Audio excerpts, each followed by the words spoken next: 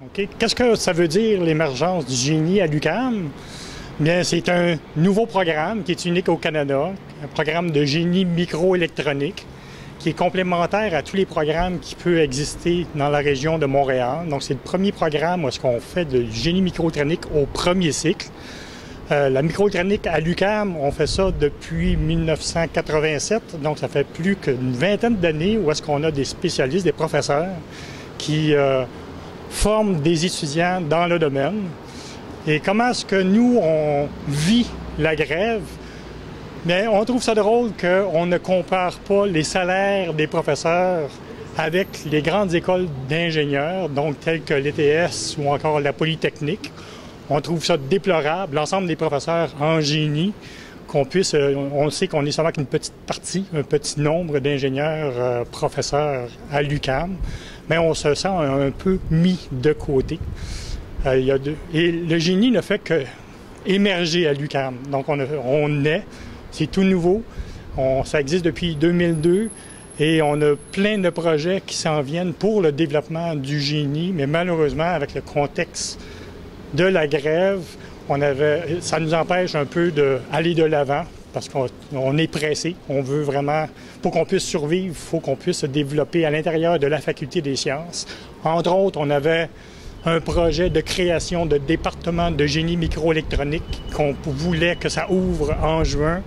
À cause de la grève, on sait que ça ne se fera pas, que ça va être mis un peu plus tard. Et à cause aussi de la situation de l'UQAM au niveau économique, c'est difficile de justifier des investissements majeurs et on avait peaufiné un projet de département de génie qui permettrait d'avoir un département à faible coût.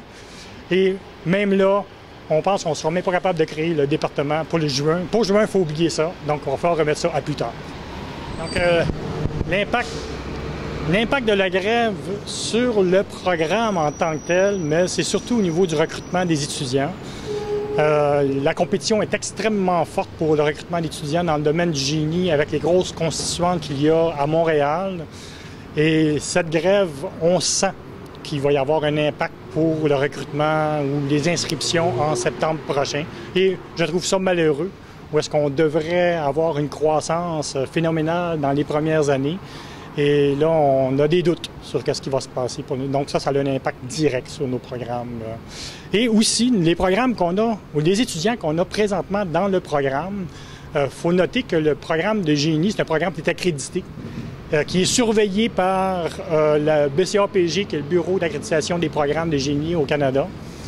Et malheureusement, des critères qu'on doit respecter dans ces programmes-là, c'est que les étudiants, il y a un des critères, c'est le nombre d'heures contact entre le professeur et l'étudiant. Et c'est mesuré, c'est comptabilisé, et on ne pourra pas reprendre les cours sans avoir un impact direct sur la vie des étudiants. Et ça me fait un peu mal au cœur, parce que les étudiants, on devra reprendre toutes les heures qui ont été perdues. Non pas compresser 5 semaines en 2 semaines. On perd 7 semaines, on va falloir donner 7 semaines de cours, en fin de compte, toutes les heures qui avaient été prévues pour ces 7 semaines-là. Et ça, je pense que c'est un programme, c'est un effet unique qu'on a à l'UQAM par rapport aux autres programmes qui se trouvent en génie. Et ça, on trouve ça malheureux. C'est un petit peu difficile à comprendre, par exemple, au niveau... on n'a pas le même vécu au niveau des manques des professeurs dans notre programme de génie microélectronique. Il n'y a pratiquement aucun cours qui est donné par des chargés de cours. Donc, on est dans une situation très différente de ce qui est vécu par les autres facultés, par les autres départements. Et donc, du point de vue des professeurs du programme de génie microélectronique, ça peut être un petit peu plus difficile de comprendre cette demande-là parce que ce n'est pas notre vécu quotidien de tous les jours.